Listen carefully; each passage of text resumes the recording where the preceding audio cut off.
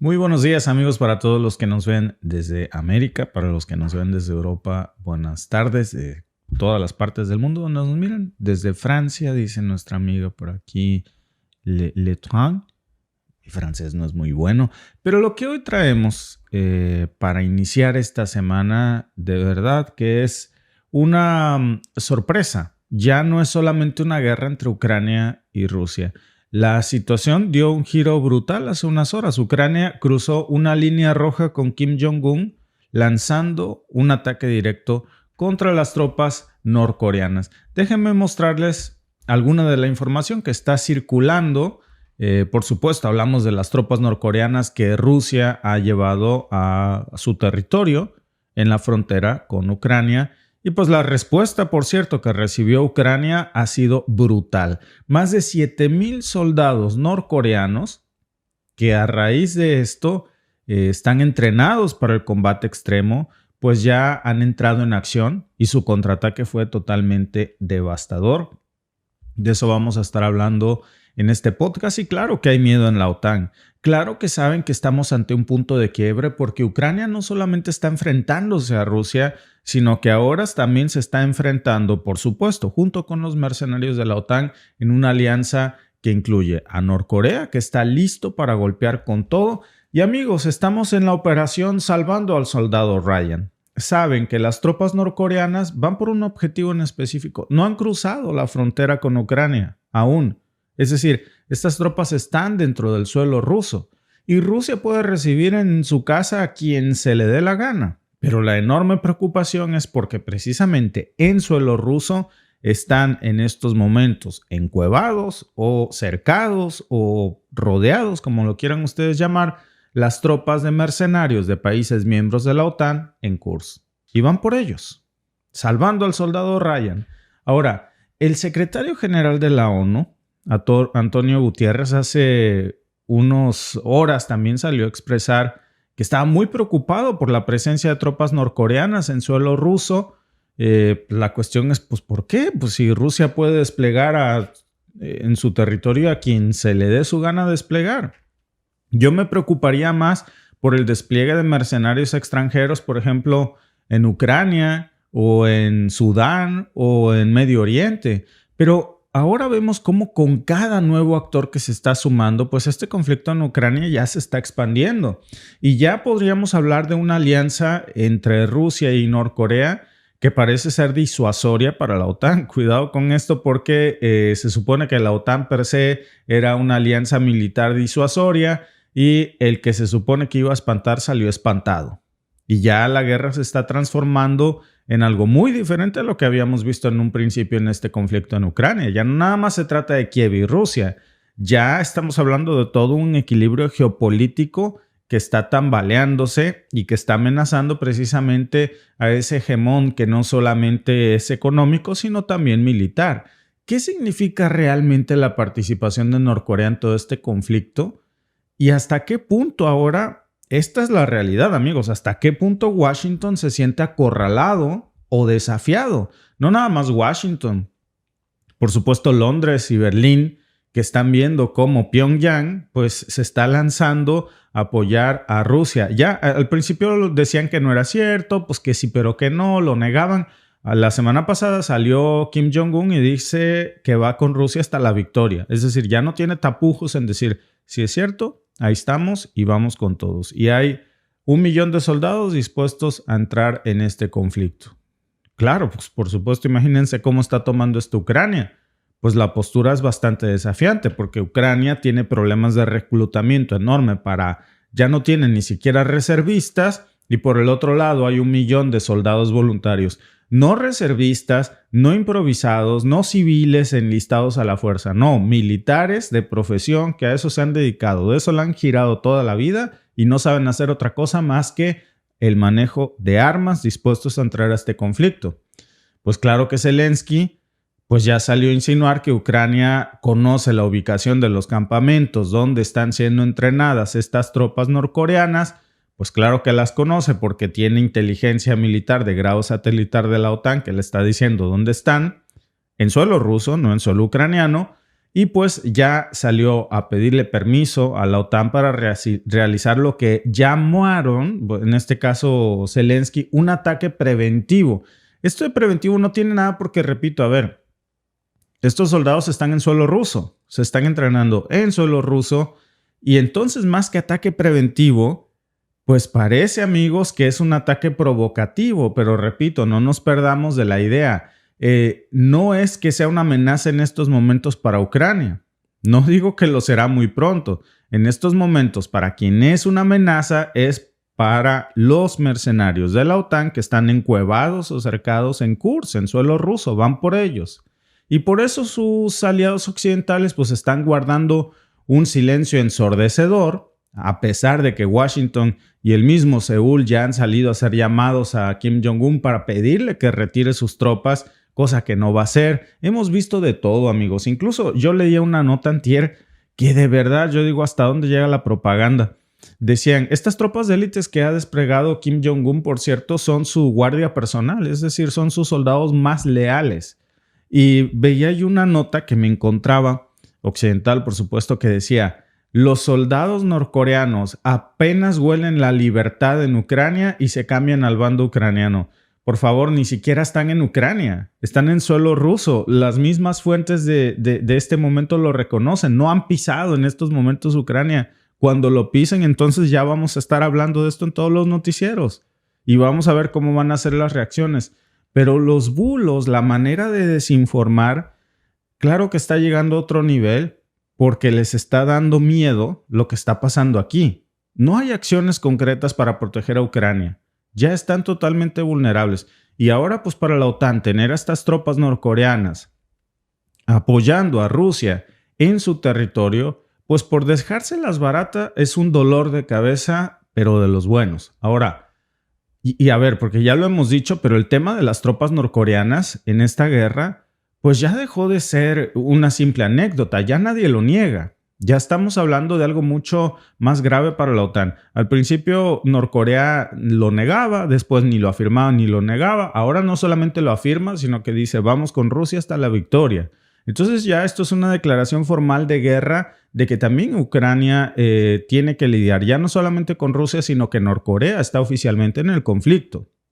Ahora, repito, por el momento en suelo ruso.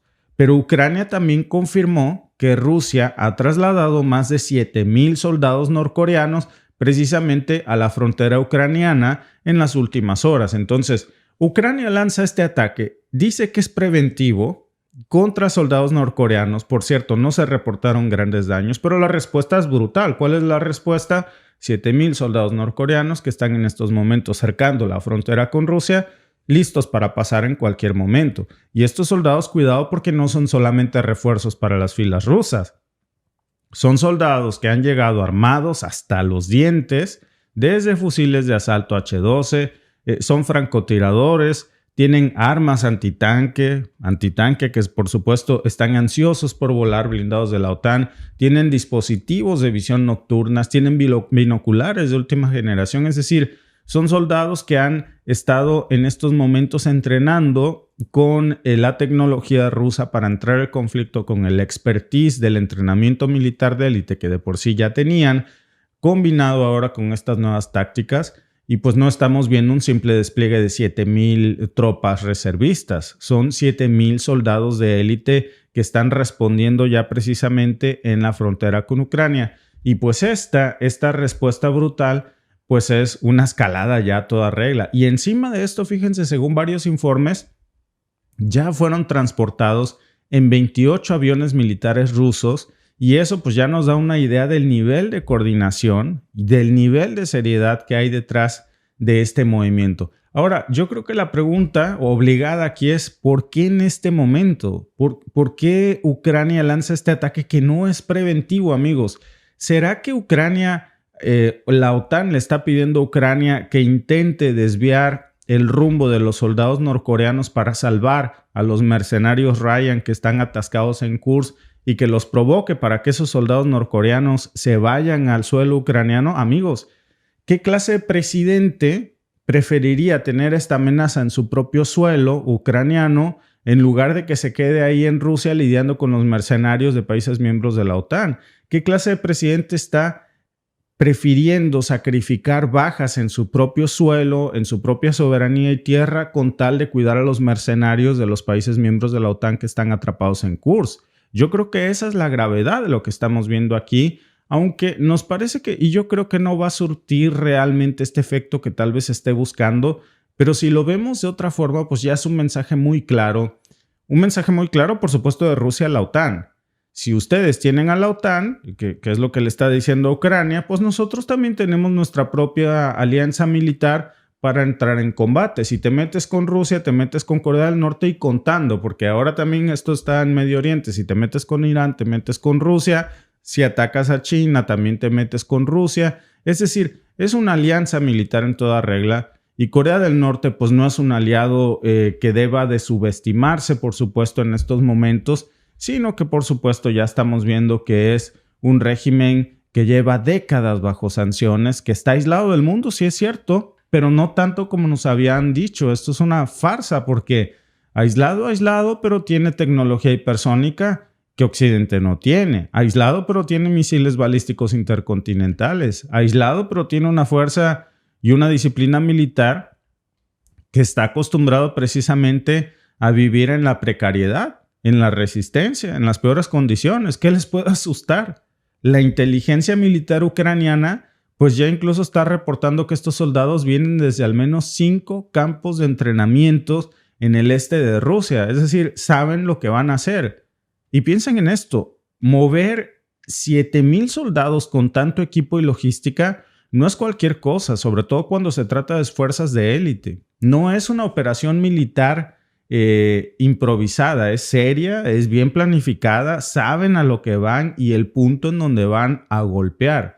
Por eso la OTAN, claro, no está tomándose esto a la ligera, pero pues el pánico se siente más, sobre todo en estos momentos en Ucrania, porque su presidente está buscando este señuelo para atraer o provocar. Dice que es un ataque preventivo. Ucrania no está en la postura de lanzar ataques preventivos, está en la postura de lanzarle piedras al panal. Y ahora ya no nada más es el panal ruso, sino que está lanzando piedras a los panales norcoreanos con tal de proteger a las fuerzas estancadas de los mercenarios de países miembros de la OTAN que están atascados en Kursk. Porque, a ver, Ucrania lleva meses luchando contra las tropas rusas. ¿Y cómo le ha ido? Tiene muchas limitaciones logísticas. Ya sabemos lo que está pasando en Kupiansk, en el Donetsk en general.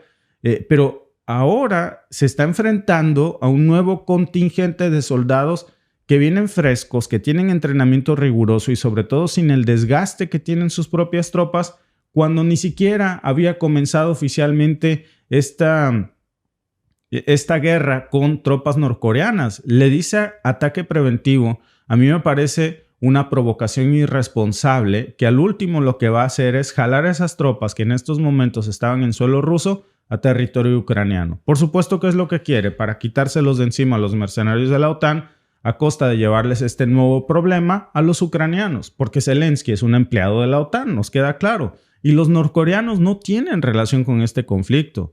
No están cansados, no están desmotivados, lo que están es que están ahí listos para seguir órdenes y sabemos que el régimen norcoreano pues no da margen a la desobediencia o a la duda. Aquí no va a haber desertores, aquí no va a haber margen, amigos, para que abandonen las filas como estamos viendo en estos momentos, que es el gran problema que el mismo Washington Post reportaba en su artículo de la semana pasada en suelo ucraniano, en donde los reservistas están huyendo en masa. Son soldados que no están reclutados a la fuerza, que no van a flaquear, que además, amigos, a la fuerza o no, porque no sabemos también la realidad de cada uno, pero estos soldados, por servir al régimen de Kim Jong-un, tienen privilegios especiales, tienen familia en Norcorea, que puede ser incluso ejecutada o metida a la cárcel si desertan. Entonces, amigos, eso es algo que no va a pasar. Y para Ucrania eso representa, claro, una amenaza mucho más grande, más allá de la propaganda que nos quieren vender. Y aquí es donde entra ya la preocupación internacional, o mejor dicho, occidental, porque, por supuesto, desde la oficina presidencial de Ucrania han lanzado ya una alarma muy fuerte que dicen que están pidiendo que el mundo mire lo que está pasando y que tome medidas. Bueno, yo les diré, hasta este momento no había pasado nada. Hay mucha expectativa con estas tropas norcoreanas. Lo único que ha pasado es que hoy oficialmente Ucrania ha atacado a esas tropas norcoreanas en suelo ruso.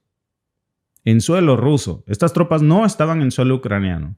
Estas tropas estaban en suelo ruso y Ucrania ha ido a suelo ruso a tirarle piedras a los panales norcoreanos. ¿Qué sigue? Bueno, pues es que como que 2 por 2 son 4. Si tú le vas a tirar piedras a un panal que está en el jardín de tu vecino y dices que ese es un ataque preventivo, bueno, pues espera los fuegos artificiales. Ya lo que vemos ahora en un conflicto lógico de la guerra es un llamado desesperado por decirle a las tropas norcoreanas: vengan para acá, para Ucrania, por favor, no se metan a Kursk, ahí están los muchachos de la OTAN, entonces hay que cuidarlos. Pero por supuesto, por otro lado, lo que estamos viendo es cómo esta medida también, pues difícilmente va a surtir ese efecto, porque repito, no son soldados improvisados, saben muy bien a lo que van, tienen una misión específica y dudo mucho que se dejen llevar por las emociones de estas piedras que están lloviendo del otro lado de la frontera. No es que Ucrania no quiera tomar medidas por sí misma, no digo que no deba de hacer estos ataques preventivos, pero ok, haces el ataque preventivo. Cuando se te venga la respuesta al ataque preventivo, ¿tienes cómo hacer frente a esto? Hasta donde yo sé, un ataque preventivo es desaparecer una amenaza. No desapareció nada.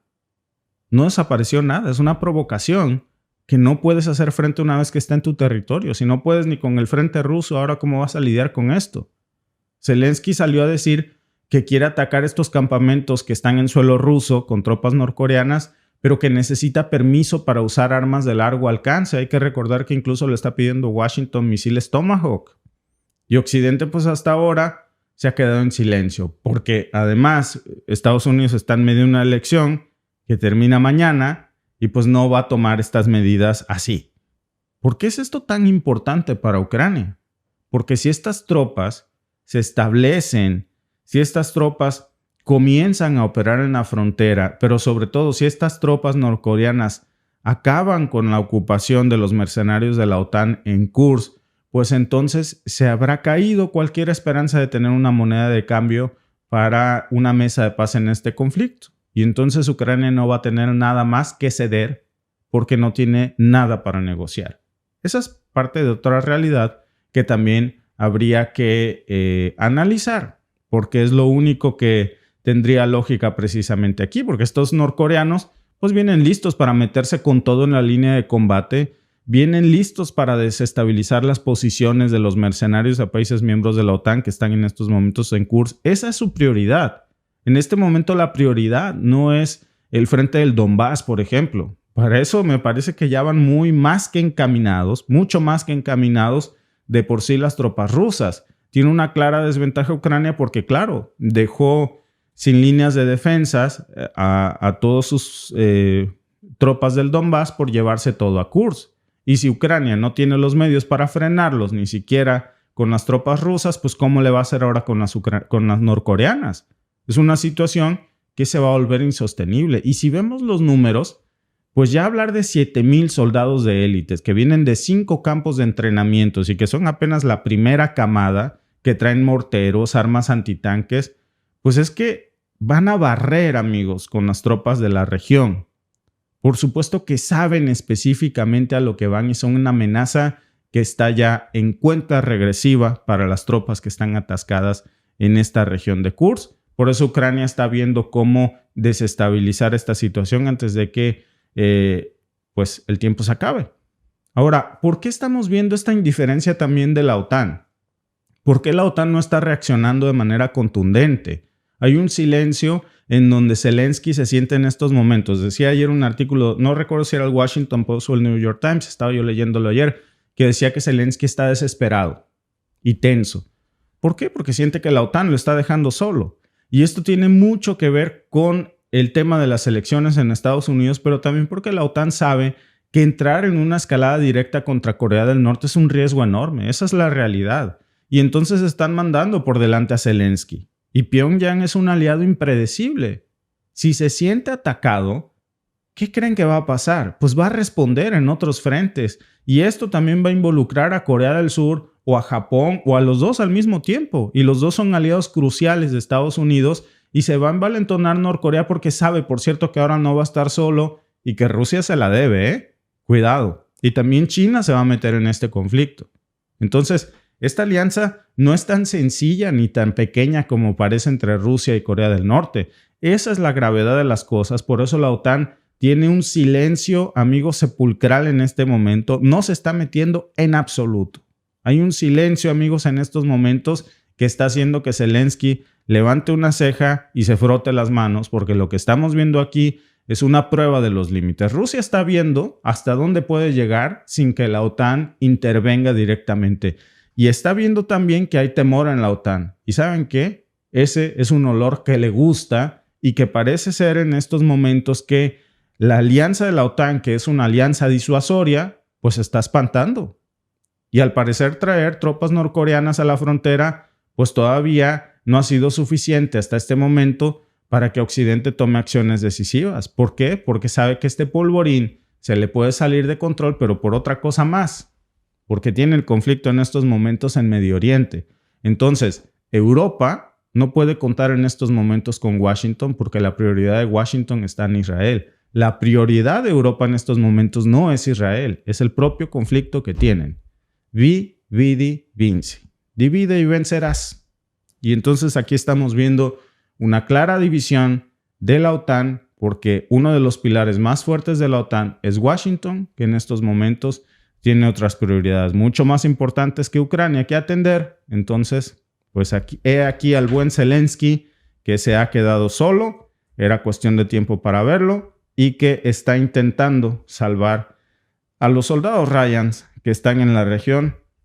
Vamos a ver cómo tiene si tiene éxito o no el soldado Zelensky en esta misión. Pero miren, la encuesta de esta mañana, para iniciar la semana, ¿cuál es la mayor amenaza para la OTAN en la guerra Ucrania-Rusia?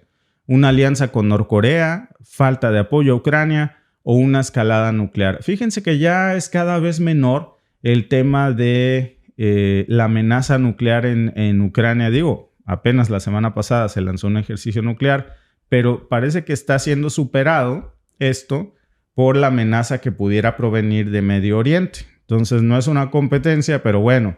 ¿Qué dice la gente que nos está viendo? Ustedes que nos están haciendo favor de unirse a esta transmisión.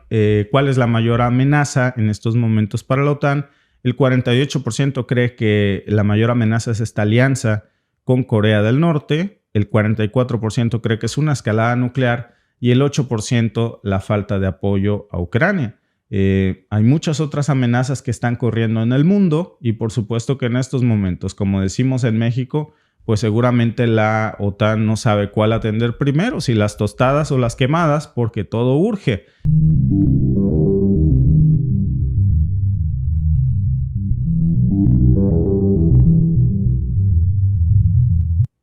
Miren la nota que nos trae hoy el Wall Street Journal. Vale la pena echarle una revisada porque Irán ha advertido que está a punto de desatar un verdadero infierno sobre Israel, un apocalipsis.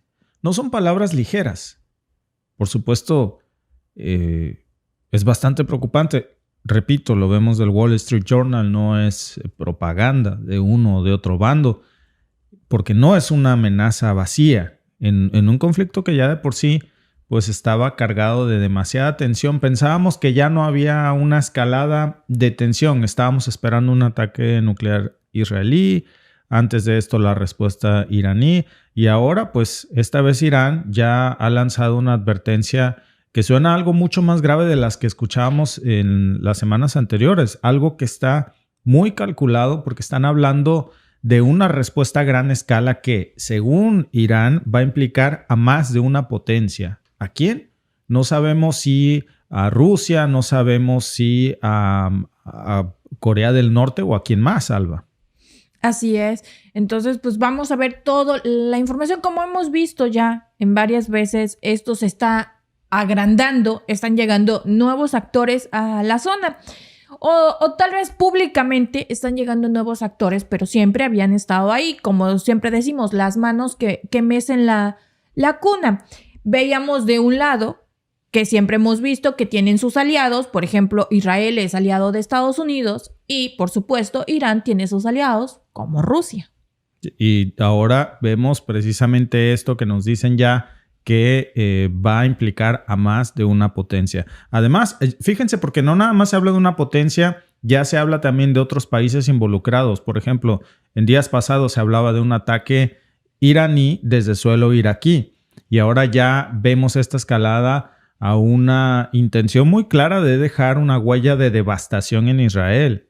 Y ahora, pues claro que el mundo entero se está preguntando si Irán realmente está listo para ir con todo, para desatar toda la furia de su arsenal, o es solamente una contenida demostración de fuerza como las que hemos visto, que hasta ahora se ha guardado cierto equilibrio y a veces parece que ese equilibrio se rompe. Ahora ya estamos viendo que Irán está lanzando esta amenaza. Y esta amenaza, miren, vamos a desglosarla porque pinta a que es algo que no habíamos visto antes jamás. Un ataque devastador sobre Israel que podría ser algo muy diferente. Vamos a ver de qué se trata esto que nos está reportando hoy el Wall Street Journal, porque hace apenas unos días pues Israel golpeó muy fuerte, muy directo precisamente. Había dicho que iba a lanzar un ataque nuclear, había dicho que iba a tener una respuesta devastadora sobre Irán. Lanzó un ataque muy fuerte, más de 100 aviones de combate, cazas, jets, por supuesto desde F-35, todo lo mejor de la flota israelí. Aún así, la respuesta no fue para nada devastadora. No vimos grandes daños en Irán y bueno, pues lo que sí es que vimos una escalada porque este ataque... Israel dice que el ataque que lanzó sobre Irán afectó las defensas estratégicas de Irán. Ahora, pues Irán está diciendo que no fue así, que no comprometió su seguridad y que tiene todo precisamente para lanzar un ataque poderoso y a gran escala, un ataque masivo que no había visto nunca antes Israel. Parece que hay mucha preocupación porque también para Irán se trata de una cuestión de honor. Porque claro, cuando un ataque se dice que te desarma, que te debilita, pues ahora lo que Irán está tratando de demostrar es que esto no es así. Y el hecho de que veamos a un Israel y a un Washington tan preocupado, pues cuidado porque nos puede dar una pista de que no fue como lo pintaron. Entonces, lo interesante es que toda esta respuesta de Irán ya está escalando porque están orquestando aparentemente una jugada que estaría involucrando no solamente a su ejército regular iraní, que eso ya sería bastante grave.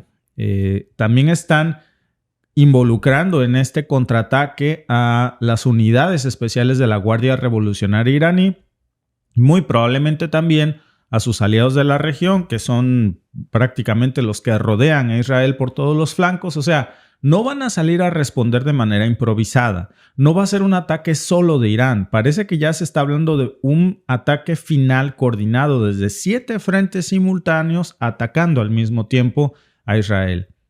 Algo muy planeado a cada milímetro. Por eso está preocupando tanto. Por eso el Wall Street Journal hoy está lanzando esta advertencia.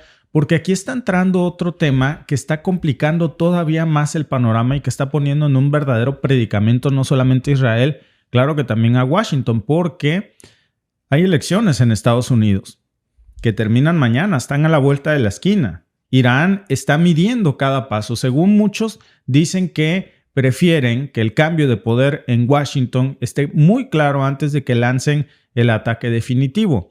Hoy lo que nos está diciendo el Wall Street Journal es que no necesariamente este ataque va a pasar en las próximas 24 horas, porque era la amenaza que se había dicho, que Irán había preferido lanzar este ataque antes de que terminen las elecciones, o sea, en menos de 24 horas. Ahora se habla, ya se está comentando de que Teherán no está viendo con malos ojos una presidencia incluso de Kamala Harris.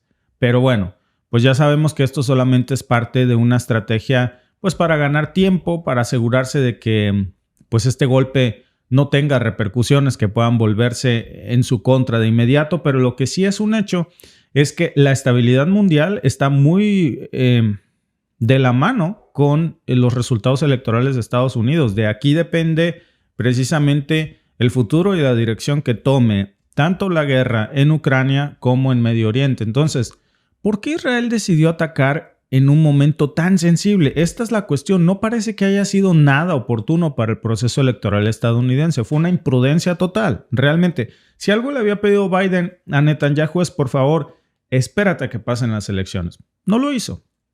Israel está fuera de control, totalmente. Dijo Biden incluso alguna ocasión over the top. Eso lo dijo el año pasado. Pues ahora imagínense, ya está en otro nivel.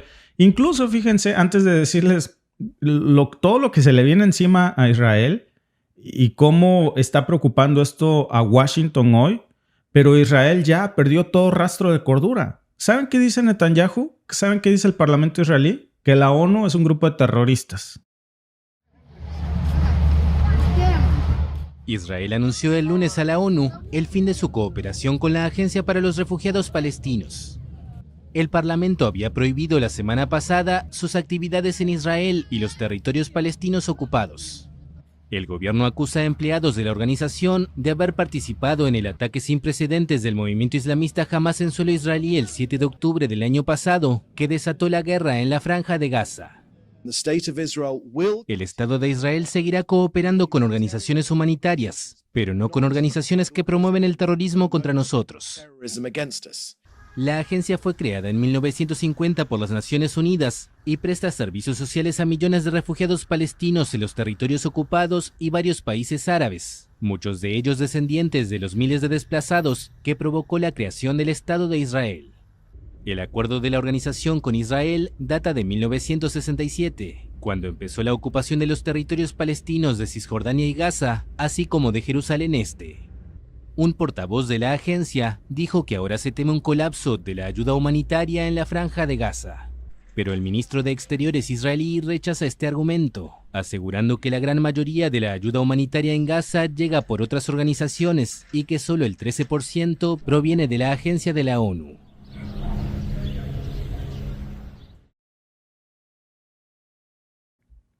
Hazme el refregado favor, Alba. Las oficinas de la ONU bombardeadas por Israel, las acaban ustedes de ver ahí. O sea, Israel bombardeando a las fuerzas de paz de la ONU. Israel bombardeando las oficinas de la UNRWA. Israel bombardeando a las instalaciones, escuelas y refugios de Naciones Unidas. Israel declarando que la ONU es un grupo terrorista y lo prohíbe en su territorio. Bueno, ¿qué perdieron la cordura o de qué se trata? Imagínate, Alba, que esto lo estuviera diciendo Rusia, que la ONU es un grupo de terroristas y que bombardeara las instalaciones de la ONU. Hoy Washington estaría, no, mi ONU, no te metas, eres antidemócrata, dictador, satán. Bueno, de Rusia ya lo sabemos. O sea, siempre son los más malos de los malos. Y no es porque en esta historia haya buenos amigos. Siempre hay intereses. Y depende de qué lado estén los intereses. Aquí no hay buenos. Aquí todos están cortados con la misma tijera, solo que cada quien busca pues llevar agüita para su molino. Sí, pero hay cierto respeto a los límites. Claro, pero si fuera un país de Latinoamérica, dictadores, represores de los derechos humanos, pero mira, Alba, no hay libertades, siempre nos pegan con la misma. Pero ¿sabes qué? Esto ya está, no lo que dice Biden over the top, ya está en otro nivel. Si tú me dices, hay un país del mundo que está bombardeando fuerzas de paz de la ONU, hay un país del mundo que está diciendo que la ONU es terrorista, hay un país del mundo que está bombardeando las instalaciones de Naciones Unidas, refugios, escuelas, yo te diría, ese país es un terrorista. ¿Pero qué le pasa? ¿Cómo va a hacer eso? Es más, ¿cuándo se había visto que legislaran en contra de la ONU y lo clasificaran así? Amigos, es que esto está totalmente fuera de cordura y de lugar. ¿Cómo se permite ya que esta narrativa o esta retórica, cómo se permite que se falte incluso, ya déjense al respeto? Miren, yo estoy de acuerdo en que la ONU sirve para puro florero, que no hace la gran diferencia, sino aquí vemos, porque si existen fuerzas de paz de la ONU es para que lleven la paz. Y si las están atacando, pues deben de hacer valer su autoridad, porque para eso hay fuerzas de paz financiadas por nuestros gobiernos. Esos soldados a los que ha bombardeado, a los que ha atacado esas instalaciones y a los soldados que ha atacado Israel, no son soldados de la Luna y de Marte. Las fuerzas de paz de la ONU son soldados que están ahí, canadienses, estadounidenses, españoles. Entonces está atacando a nuestros ejércitos y tenemos la sangre de atole. No decimos nada porque se trata de don Netanyahu. Amigos.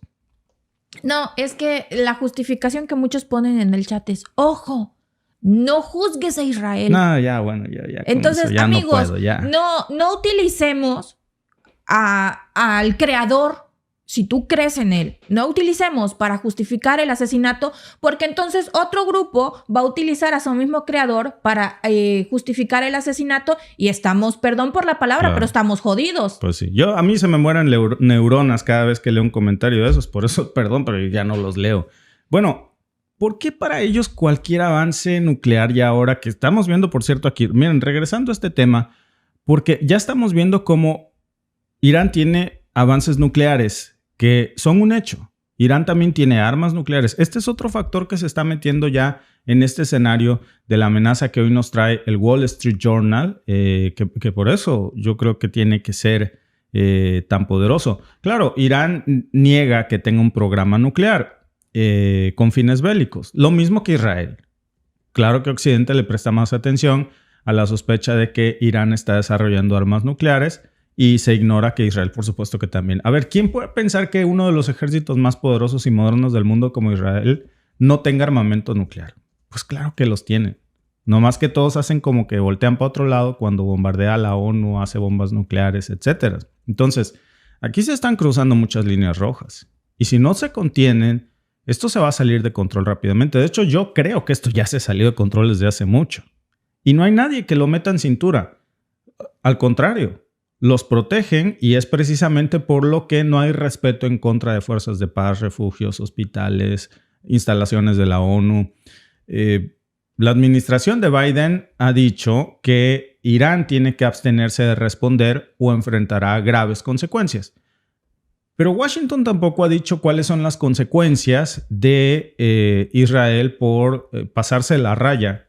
Ya si no queremos decir que con Palestina, Líbano, etcétera, con nuestras fuerzas armadas, porque son militares de nuestros países los que componen las fuerzas de paz. Esa es nuestra sangre a las que está matando, esas son nuestras fuerzas militares.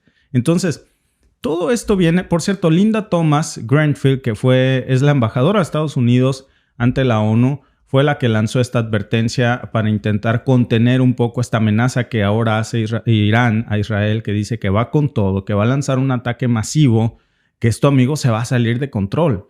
Porque cuando dice un ataque masivo y cuando dice sobre todo que más de una potencia va a estar involucrada aquí, yo no creo que se refiera a Irak como una potencia porque estaríamos hablando en sí no del país entero, sino de una milicia en particular. Yo no creo que se refiera a las milicias chiitas ni a Hezbollah.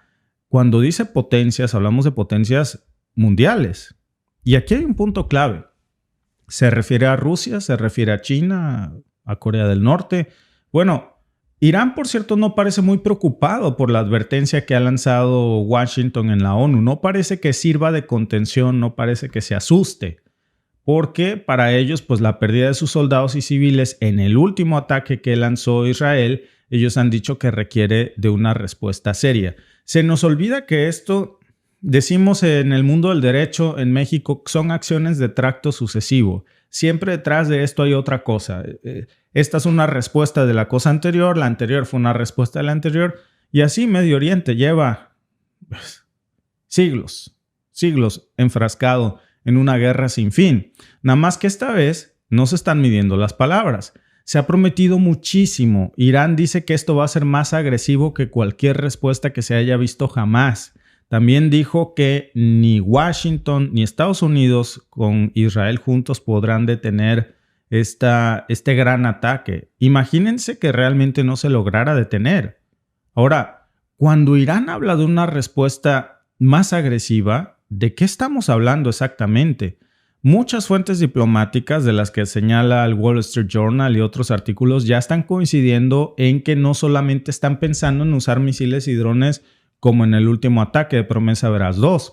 Esta vez dicen que los misiles incluso podrían tener cabezas de guerra mucho más potentes. Cuidado con eso, porque esas ojivas ya serían capaces de causar daños severos en sitios estratégicos y entre modelos de misiles de los que ya se están mencionando aquí que podría estar usando Irak en las próximas horas, pues estarían los EMAD, estarían los misiles GAR, estarían los misiles Keibar, los misiles Shekan, por supuesto los famosos misiles Fatah, muchos de estos que también, recordemos, tienen capacidades hipersónicas. Y entonces, Ya Israel tiene en la mira todo este arsenal desde hace mucho tiempo porque sabe que tienen una enorme capacidad destructiva. Digo, lo vimos en el último ataque del Promesa Veraz 2, que así se tituló, que fue un ataque que no pudo parar Israel porque, por supuesto, muchos de esos eran misiles hipersónicos que son imparables. No son juguetes, son armamentos de alto calibre que pues podría poner en jaque a cualquier defensa que intente frenarlos. Ahora, la pregunta es, ¿Israel tiene lo necesario para detener una embestida de este nivel? Y luego, también está el factor geográfico que de verdad yo no sé, digo, Israel conoce su realidad mejor que nadie, pero yo no sé por qué no se atendió a la geografía geopolítica de esto, porque Irán es obvio que se va a valer de su territorio, pero también del territorio iraquí para lanzar parte de esta operación. Y esto es una jugada astuta, es un jaque que podría ser mate porque le estaría permitiendo a Irán pues acercarse a Israel demasiado sin necesidad incluso de desgastarse directamente desde sus propias fronteras. En estricto sentido, el ataque iraní ni siquiera vendría de suelo iraní. Vendría de mucho más cerca, de ahí, pasando la frontera. Algo como lo que la OTAN ha querido hacer con Rusia, pero aquí parece que Irán ya tiene infiltrados los misiles balísticos dentro de Irak. Lo decían también las fuentes occidentales la semana pasada. Y por eso, pues estamos viendo este nivel de preocupación. Nada más que aquí también hay un problema. El hecho de involucrar a Irak en este conflicto también va a poner a Bagdad en una situación muy, muy complicada. Porque al final va a quedar atrapado entre lo cerca que está de Irán y el riesgo de pues, tener represalias de Israel. Entonces, Irak se va a poner entre la espada y la pared. ¿Qué va a hacer Netanyahu? Porque en estos momentos Netanyahu no parece que esté dispuesto a retroceder, a negociar, a poner en estos momentos un alto al fuego que pueda desescalar este conflicto. Incluso salió y dijo públicamente que su ejército tiene la libertad de actuar donde sea necesario dentro de Irán. Imagínense, y esto es muy importante porque nos está dejando claro que si considera que debe prevenir un ataque, como estos famosos ataques preventivos que Israel suele usar mucho esta palabra, pues va a cruzar la línea nuevamente. Pero también Irán está diciendo que este es un ataque preventivo por lo que Israel le hizo. Entonces, la última incursión de Israel pues fue algo que se anunció muchísimo y que al final no logró el impacto que se nos había dicho que iba a tener. Para un ataque con 100 aviones, cazas, F-35, pues nosotros esperamos ver explosiones, devastación. No vimos eso. No pudieron meterse los F-35 de lleno a espacio aéreo iraní porque recordemos que están desplegados los Murmansk BN, que son los espantapájaros de los F-35 y otros sistemas de defensa antiaéreos que bien pudo ser que Israel lograra efectivamente ingresar en el espacio aéreo iraní sin ningún problema, o bien pudo ser que no, y que muchos de esos F-35 hubiesen sido derribados. Y eso hubiese sido una imagen muy devastadora para el prestigio de la Fuerza Aérea Israelí. Por eso decidieron no cruzar esa línea y por eso los ataques fueron lo más cerca posible que pudieron, pero sin meterse de lleno. Y las consecuencias no fueron devastadoras como dijeron que iban a ser. Ahora lo estamos viendo porque si se hubiera neutralizado la capacidad o alguna amenaza iraní, Irán no estuviera lanzando estas promesas. Por eso, del lado de Irán, el tono ya es bastante desafiante. El ayatolá Ali Khamenei salió y dijo también hace unas horas que su respuesta iba a ser marcadora. La palabra que usó fue esa, marcadora. Dijo que iba a ser algo que ni Israel ni Estados Unidos iban a poder olvidar fácilmente. Entonces, aquí ya no estamos hablando de amenazas vacías. Esto ya es un conflicto en el que todas las partes están dispuestos a golpear fuerte y sin límites. Y esto, amigos, podría ser el preludio, por eso lo decíamos ayer, de una guerra global o incluso mundial. Porque tampoco hay que ignorar que todo este movimiento de piezas en el tablero geopolítico pues está ya involucrando de lleno al Pentágono. El Pentágono está enviando refuerzos porque sabe que la amenaza que pesa sobre Israel en estos momentos es muy seria y que Israel no va a poder contenerla sola. Y miren, en México tenemos un dicho, a como va el sapo va la pedrada. Imagínense de qué tamaño es el sapo, que Washington manda bombarderos B-52 que tienen capacidad de devastación nuclear, son bombarderos nucleares, manda tanqueros, manda destructores, manda navales, manda incluso tropas. ¿Para qué? Pues para intentar disuadir a Irán de que haga este ataque devastador. La cosa es que hay un detalle aquí que está llamando poderosamente la atención, que es la flota del portaaviones de Estados Unidos, muy en particular del que hablábamos precisamente antier, del USS Abraham Lincoln, que está saliendo ya de la región, que es un movimiento que nadie se esperaba, porque sin un portaaviones Estados Unidos está perdiendo una parte fundamental de su capacidad de respuesta para proteger a Israel. ¿Por qué, si ya estaba ahí el USS Abraham Lincoln, se lo están llevando? ¿Saben por qué? Porque tienen temor de que pase lo que pasó precisamente hace como 6 meses cuando un destructor estadounidense legendario fue destruido por los hutíes con un misil hipersónico. Entonces, Washington tampoco se va a arriesgar a perder un portaaviones como este, que es de sus piezas más poderosas, porque sabe que en estos momentos está expuesto, porque no tienen manera de parar ataques hipersónicos y puede ser que se lo esté enviando ahí como trofeo a Irán para que presuma su destrucción. Y sobre todo también le pone una tentación muy fuerte a Rusia para que cuando éste entre en el Mar Rojo, Rusia le diga a Irán, pues te echo la mano para que te lo eches.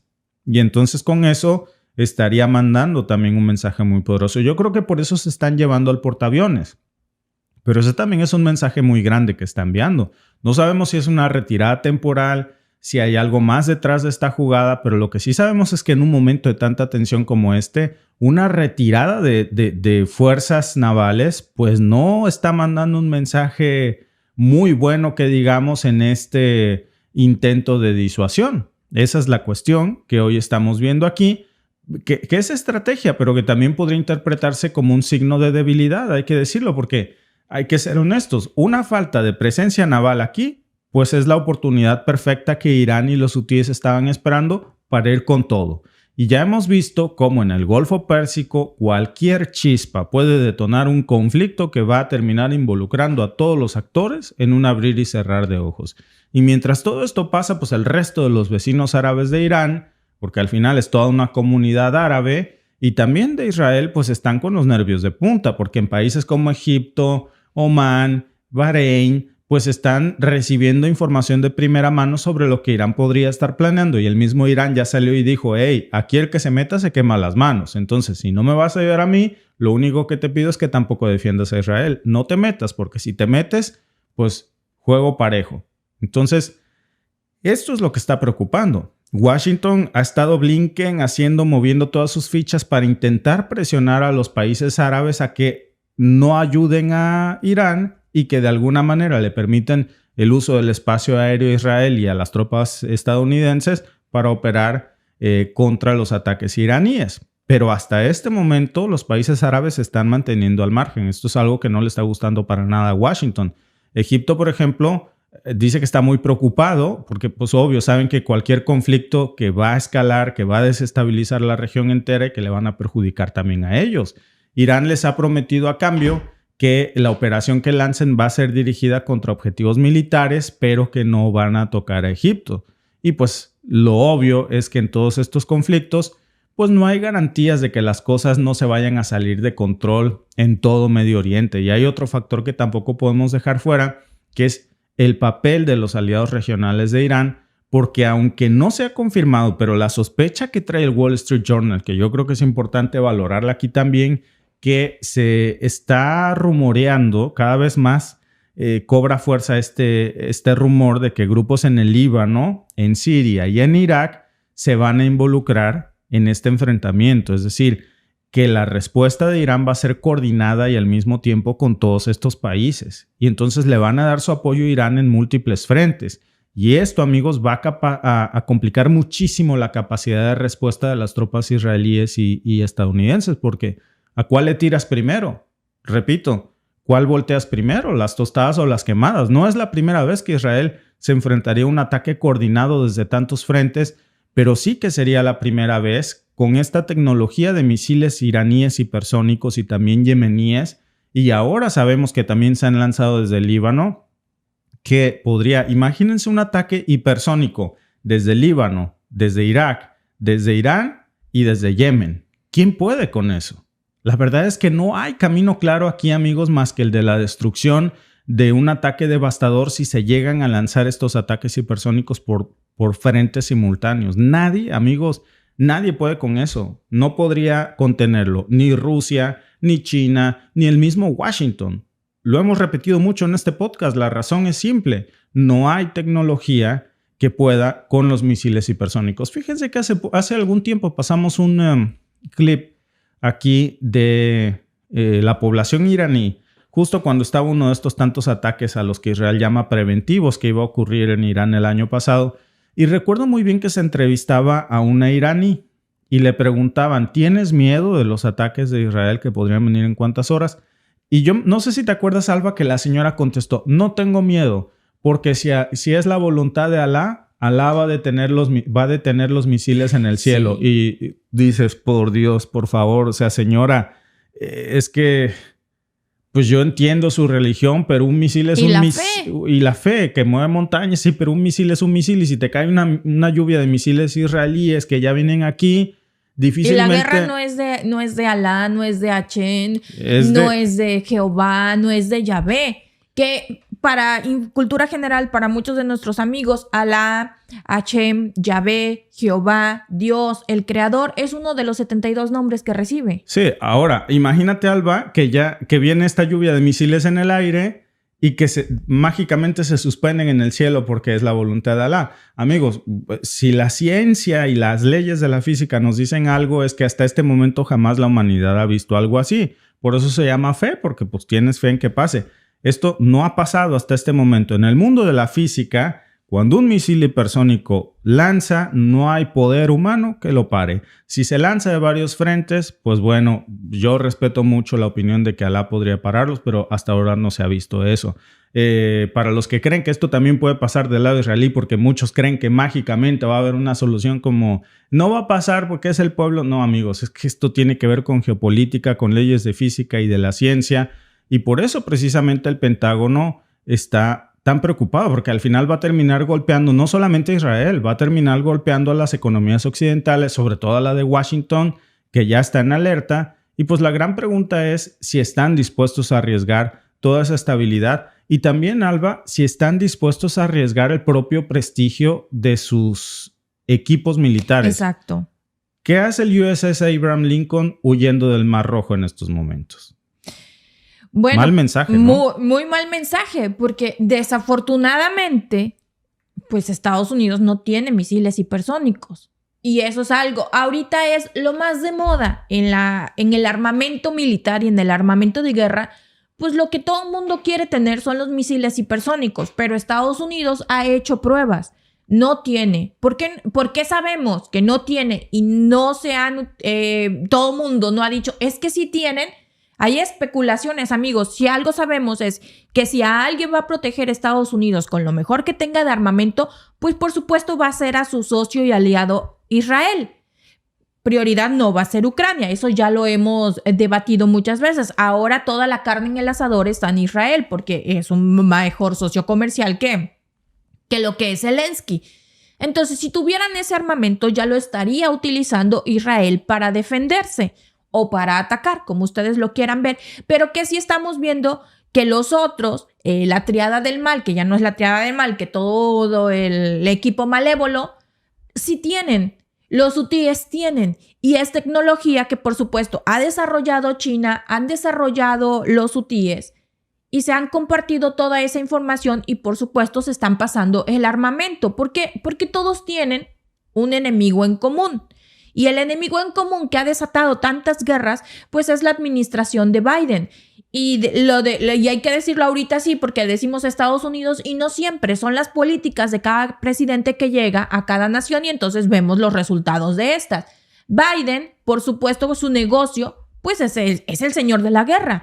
Lo financia la industria armamentista. ¿A quién financia la industria armamentista? Por supuesto que también a Kamala Harris. Si Kamala Harris gana las elecciones en Estados Unidos, vamos a seguir viendo más de lo mismo porque viene también del patrocinio de la industria armamentista. ¿Qué no va a cambiar? Gane quien gane en Estados Unidos, el apoyo que tienen con Israel, porque Israel tiene inversiones muy, muy fuertes en Estados Unidos, en la educación, en la ciencia, en la tecnología y en el armamento. Entonces, eso no va a mermar. No necesariamente Israel, sino el lobby israelí. El lobby israelí, los sionistas.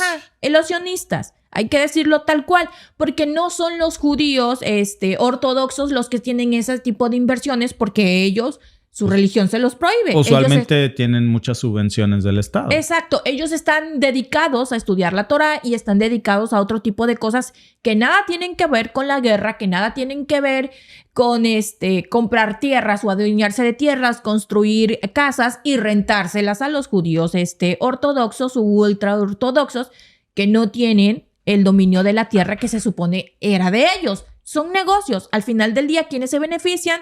Los Rothschild, BlackRock, que tiene mucho de ellos, y ellos son entonces los que están financiando estas guerras y son los que están desarrollando las guerras en cualquier parte del mundo, porque al final del día son los intereses. ¿Los intereses de qué? Del gas, del petróleo, de las tierras preciosas y de lo que haya por ahí que les dé ganancia. Nuestras vidas son lo de menos. Hace unos días les mostrábamos el video de cómo los familiares de los secuestrados de Israel fueron a gritarle y a abucharle a Netanyahu y le dijeron, tú estás utilizando los secuestrados supuestamente como bandera para hacer la matadera que estás haciendo en Palestina, pero no has rescatado a algunos. O sea, y los que ha rescatado han muerto en los bombardeos que ha hecho Netanyahu. O sea, la bandera es rescatarlos, pero realmente ese no es el objetivo. Y las familias ya se están dando cuenta y eso es lo que le están reclamando a Netanyahu. Nos estás utilizando como bandera, pero ni siquiera son tu prioridad. Y efectivamente no son prioridad, tampoco es prioridad la ONU, no es prioridad nada para Netanyahu más que conseguir los objetivos que le han impuesto, pues quienes lo pusieron en el poder, que es el grupo sionista, así como a Biden, pues también seguir manteniendo y obteniendo más mercado para el grupo que lo tiene encumbrado en el poder, que es la industria armamentista, que es Lockheed Martin y Raytheon, que viene, cuando vemos que Blinken va a un lugar, no va a mediar. El señor Blinken no va a mediar. Él lleva el armamento porque viene de la industria armamentista. Cuando vemos al secretario de Defensa de Estados Unidos que va a un lugar, tampoco va a mediar, amigos. Va a llevar armas y va a llevar tácticas de guerra porque él también viene de la industria armamentista. Entonces, todo se resume a lo mismo, negocio con la destrucción y con la muerte de inocentes. Claro, y yo no sé, Alba, porque hay tanto fanatismo aquí por algo que ni siquiera es lo que ellos creen, ¿no? O sea, si tú supieras que en lo que ellos creen no es en lo que muchos fanáticos aquí creen, para ellos todo lo que tú crees es falso, porque ellos no creen en la Biblia, no creen en Cristo, no creen en nada de eso.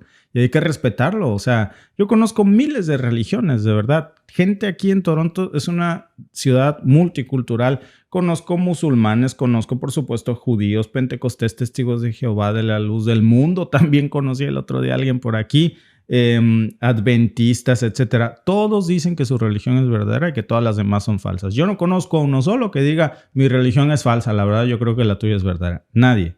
Y si tú le preguntas a un judío si cree en Cristo, pues no, y hay que respetarlo. Para ellos el Mesías aún no llega. Cristo es un falso Mesías para ellos. Hay que respetar eso. No nos sintamos mal.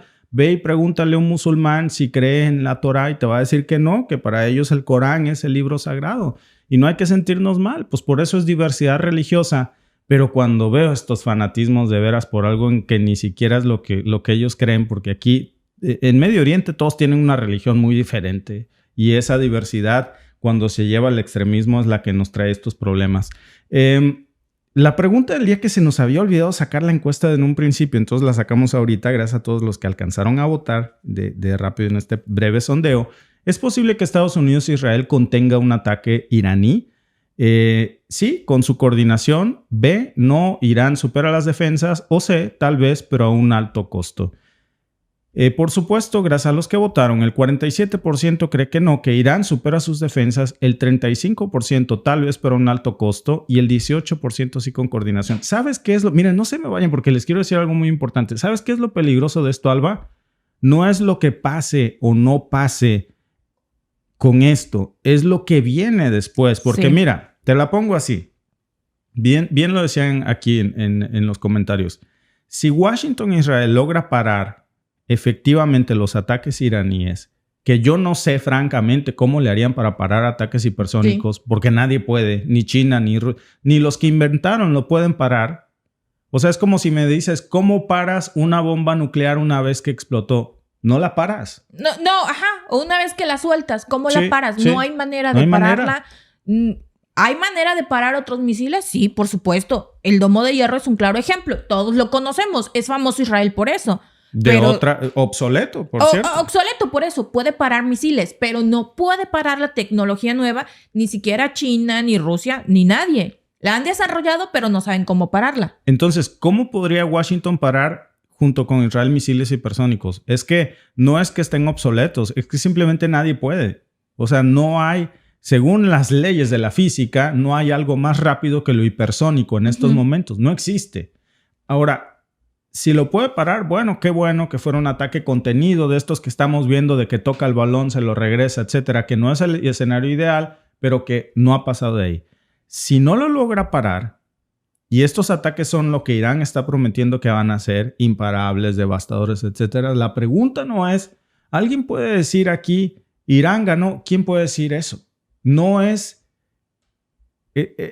digamos, un marcador en el tablero, porque lo que se va a venir después es una preocupación occidental de decir, esto ya no lo paramos. Entonces hay que acabar con esto, porque si lo dejamos seguir y empieza la guerra, porque, por supuesto, ayer lo decíamos, acuérdense que ahora Irán es parte de los BRICS. ¿Y qué van a decir los BRICS? Hey, me vas a alterar el orden económico que estoy construyendo en Medio Oriente y la creación del mundo multipolar. Y entonces eso no lo voy a permitir. Yo no defiendo a Irán, defiendo la creación de mi mundo multipolar.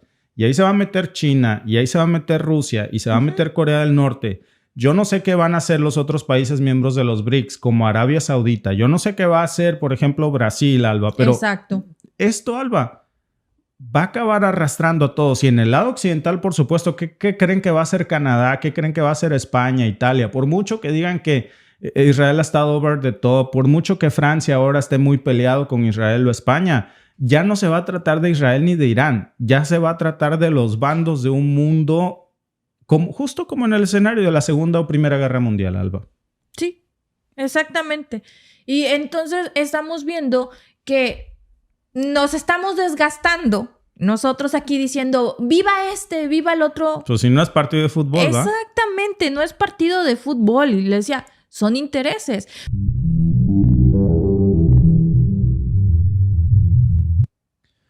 Líbano lanzó un ataque muy diferente a los que habíamos visto este fin de semana. Por decirlo menos, es un ataque implacable.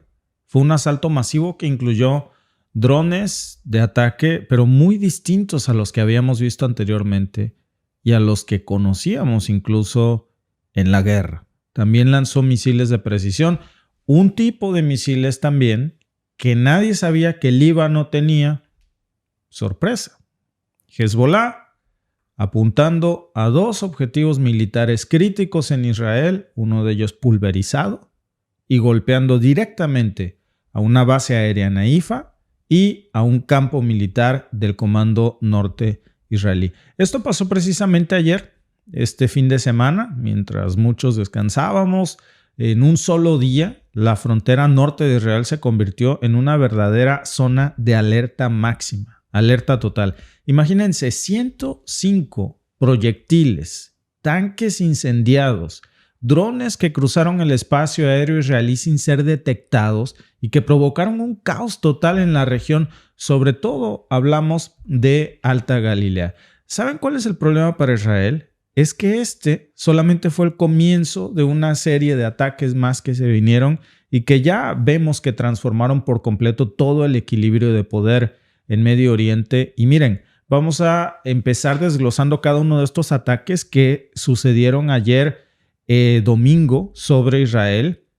La prensa occidental tradicional no nos está hablando mucho de esto, por supuesto. Hay fuentes que lo están cubriendo, no son los medios tradicionales de información, porque esos están haciendo hasta lo imposible por ocultar lo que sucedió apenas hace unas horas, porque tiene una implicación poderosísima, comenzando con el ataque a la base de Eliakim. Este ataque a esta base de Eliakim, que se encuentra, por cierto, ubicada al sur de Haifa, pues es algo que de verdad vale la pena analizar porque no es usual, no solamente por el uso de drones que estuvieron implicados en el ataque, también por la precisión con la que vimos ayer que Hezbollah dijo haber alcanzado sus objetivos. Era una base israelí que albergaba campos de entrenamiento del Comando Norte de su ejército. Es una de las unidades mejor preparadas, una de las más equipadas de Israel y por supuesto también una zona militar altamente protegida. Es de lo más protegido que tiene Israel. Nada se puede acercar ahí en teoría y ayer vimos los ataques infalibles precisamente a esta base.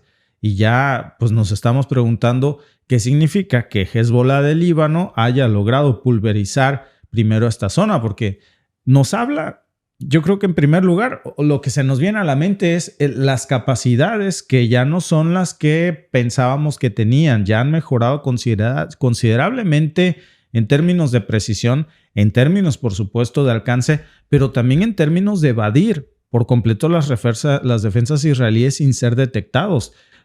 Comenzando precisamente con los drones que emplearon ayer. Los que salieron desde el Líbano no eran cualquier tipo de drones comunes de los que se utilizan a diario en los conflictos armados. Líbano y Medio Oriente está haciendo, como dicen por estos rumbos, un upgrade de sus drones militares porque saben que tienen que pelear con los sistemas de detección de uno de los ejércitos más poderosos del mundo. Entonces están desarrollando drones con una tecnología que no habíamos visto. Son drones militares. Estamos hablando de drones armados que son capaces de llevar explosivos, se convierten en verdaderos misiles y llegan a zonas estratégicas, en este caso de territorio israelí, sin ser detectados en absoluto. Luego de estos drones que cruzan el espacio aéreo israelí, en cuestión, si hablamos ya de las capacidades de detección y respuesta, que es lo que lo vuelve más poderoso porque los sistemas de defensa aérea de Israel no logran detectarlo en absoluto. Y entonces aquí nos encontramos, fíjense, con la primera contradicción, porque se supone que hemos visto por décadas esto del sistema que Israel ha promovido como uno de los más avanzados y poderosos del mundo, el nombre elegante, ¿no? Ya hemos platicado mucho de esto, el domo de hierro, es algo infalible, que no tiene falla, que no tiene grieta, y encima de hierro, que era capaz de interceptar cualquier amenaza aérea en su espacio con mucha eficacia. Era imposible supuestamente quebrarlo y pues se ha visto vulnerado frente a estos drones libaneses. Ya la información que está circulando a estas horas nos está dando más detalle de cómo las Fuerzas de Defensa de Israel, las FDI, sonaron las sirenas solamente en algunos puntos del norte del país que estuvieron activas, pero, y aquí viene la cuestión, la gran mayoría no fueron activadas. ¿Por qué? Porque no fueron detectados y tampoco fueron interceptados. En consecuencia, estos drones libaneses no los pararon. La cosa es, amigos, si Israel no pudo parar efectivamente este ataque de ayer del Líbano, ¿está realmente preparado para la amenaza que Irán ahora le está haciendo de atacarlo por múltiples frentes y no con drones, con hipersónicos? Esta es la cuestión y es porque precisamente esta nota se está intentando ocultar lo más que se pueda, porque lo que menos se necesita en estos momentos para Israel es darle esta imagen de vulnerabilidad en unos de los momentos en donde no necesita mostrarse esta fragilidad a horas de un ataque que ha anunciado Irán precisamente, que no vendría nada más desde el Líbano. Es un ataque que vendría de todos los frentes, de todos lados, desde Siria, Irak, Irán, Cisjordania, por supuesto Líbano. Entonces, pues ya estamos viendo cómo el ataque a esta base afiliada de la Fuerza Aérea de Haifa, pues es ya, por decirlo así, un hito en todo esto que estamos viendo. Miren, déjenme explicarles porque esta base de Haifa, para empezar, Haifa es una de las ciudades más importantes de Israel. No es un lugar en el monte que no tenga importancia. Cualquier ataque en las inmediaciones de Haifa, y ya ni les digo en el corazón, pues no solamente tienen un impacto estratégico, también tienen un gran impacto psicológico sobre la población israelí, porque están utilizando estos misiles de precisión que no sabíamos que el Líbano tenía y que ya con esta nueva tecnología que Hezbollah no está disparando al azar. Cada ataque es muy bien calculado, cada ataque es dirigido y lo peor para Israel pues son ataques que están impactando en puntos específicos de su infraestructura militar más preciada. Entonces, este es un salto enorme en términos de la capacidad ofensiva del Líbano, que tradicionalmente pues, se ha caracterizado por el uso de cohetes simples, menos sofisticados. Usualmente decíamos, bueno, sí, el Líbano dicen que tiene 150,000 cohetes, pero son chatarra, son cohetes de esos casi tirándole a fuegos artificiales. Bueno, ahora ya sabemos que no es así, que tienen misiles guiados, y esta es una sorpresa que se tenían muy guardada, porque estos misiles de precisión ya vimos que son capaces de golpear objetivos con mucha exactitud, que lo que hace es que no hay un gran daño colateral y lo que hace también es maximizar el impacto en el blanco deseado. ¿A qué le están apuntando? Fíjense. ¿Saben qué es lo que está golpeando más aquí antes de decirle uno de los blancos que más le dolió a Israel que le atacaran este fin de semana? Pero hay un daño colateral que también le está doliendo bastante a Netanyahu. Y no es necesariamente el daño a la base militar de Haifa. Es la destrucción de ese mito de que las defensas israelíes son invulnerables. Porque Israel se había proyectado por mucho tiempo como con esa imagen de un estado rodeado de enemigos, sí, pero protegido por sus sistemas de defensa que eran infalibles. El famoso domo de hierro. Pero lo que vemos, sobre todo ayer, que viene del Líbano, pues está mostrando una enorme grieta, una vulnerabilidad que no solamente está poniendo en duda sus sistemas de defensa, sino que también pues está restándole muchísima confianza de su propia gente en los sistemas de seguridad de Israel, de su país. ¿Qué pasa? Imagínense, cuando un escudo que Israel siempre ha presumido que es impenetrable, pues muestra grietas. Más de 100 misiles que lanzó ayer Líbano, Hezbollah, pues no es cualquier cifra. Y esto, pues es un recordatorio ya de que la cantidad de ataques sobre Israel va a aumentar exponencialmente, sobre todo si la situación escala y no hay un cese al fuego. De hecho, de que Hezbollah haya logrado lanzar esta cantidad de proyectiles en un periodo tan corto de tiempo, eso ya de por sí, y en una ubicación fronteriza, o sea, los tenían ahí cerca de Israel, pues eso ya nos habla de que tienen logística, tienen recursos para sostener una campaña prolongada, burlan los sistemas de inteligencia. Entonces, ¿puede Israel soportar esta ofensiva cuando se desate de varios frentes y viniendo sobre todo de Irán y sus aliados? Y ahora viene otra cosa más aquí. ¿Qué es lo que más le dolió ayer después de las bases militares a Israel? Ayer también derribaron otros tanques Merkava, que los volaron también con un misil de estos. Entonces, estos tanques no son vehículos blindados normales, son uno de los pilares, digamos, de las joyas, de las coronas de Israel. Si decimos cuál es el símbolo del poderío israelí en el aire, es el F-35. ¿Cuál es el poderío del símbolo israelí en la tierra? Pues serían los Merkava, estos tanques de guerra, que se supone que también eran infalibles, que están diseñados específicamente para enfrentar las amenazas de las guerrillas y de estos ataques con misiles. Y ya vimos que no soportan. La incógnita es, no nada más hablamos del Merkava que volaron ayer. La semana pasada también volaron, me parece que 3 o 4 más. Y se suma porque esto va en varios frentes. Entonces, ¿cómo van a sostener una guerra con Merkavas que no están siendo funcionales ya para una era que no nada más le está pasando a Israel? Hay que decirlo. Miren, también en defensa de Israel y de la tecnología militar, lo tengo que decir. Los Merkava no han servido para nada. El poderosísimo tanque israelí es un elefante de hierro que es obsoleto. Lo mismo que los Abrams, lo mismo que los tanques T-90 rusos. ¿Por qué? Porque la tecnología está avanzando y lo que antes era infalible como los tanques de guerra, hoy son superados por drones. Esa es la realidad.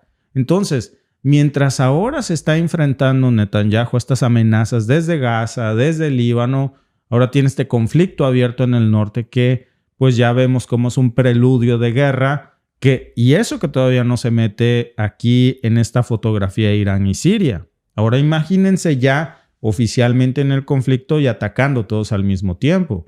Si Irán decide meterse y todos atacan al mismo tiempo, esa es la gran preocupación que tiene en estos momentos Washington, porque un conflicto abierto entre Israel, Líbano, Irán, Siria, Irak, pues va a escalar rápidamente y va a ser insostenible porque son demasiados frentes como para poder ser cubiertos, y es precisamente la razón, repito, por la que se está intentando ocultar este ataque de ayer, porque demuestra esta sensación de vulnerabilidad en donde pues básicamente pulverizan una de las zonas militares más cuidadas de Israel en un ataque cotidiano, de esos que es de un día sí y otro también. Entonces, si eso pasa en un ataque regular con 105 cohetes, misiles, drones, pues ahora imagínense un ataque coordinado, no con cohetes ni con drones, con hipersónicos, con misiles balísticos. Esa es la gran preocupación y no es tiempo para meter ruido. Lo que menos necesita Israel en estos momentos, por supuesto, son estas notas que meten miedo, que demuestran una vulnerabilidad de sus sistemas de defensa, porque la gente se pregunta, bueno, si no pudimos ayer